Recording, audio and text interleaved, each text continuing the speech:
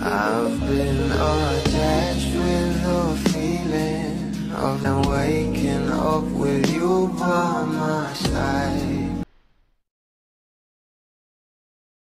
Alam naman natin na ito ngang ating Donnie at Belle ay nag-lock-in taping nga sa LU na kung saan ay first cycle nga ito ng shooting nila para sa kanilang new series na How to Spot a Red Flag, at kilig malala nga rin sa inilabas na teaser na talaga namang nakaka-inlove. Pero ito na nga guys ang pag-uusapan natin, ang isang post nga na kung saan ay nasa Baguio nga raw itong ating Donnie at Belle kahapon.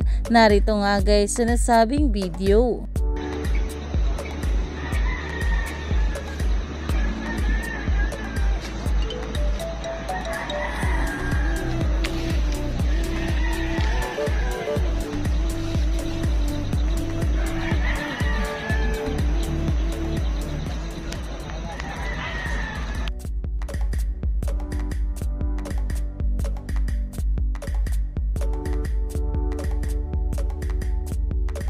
At sinundan pa nga ito ng mga ganitong larawan, kaya naman umani nga agad ito ng maraming komento at ayon nga sa mga bula ay pauwi na sila.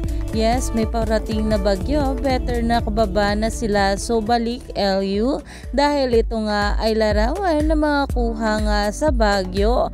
At kahit nga hindi natin nakita dito ang ating couple, ay ang mga glam team at kasama nga sa shooting ang mga nagpo-post nito. Tinanong pa nga guys sa isang bula kung pauwi na ba itong ating Donnie at Belle sa Manila at tapos na ang cycle 2 ng shoot nila, at sinagot nga ito ng nag-post ng pauwi na ng Maynila.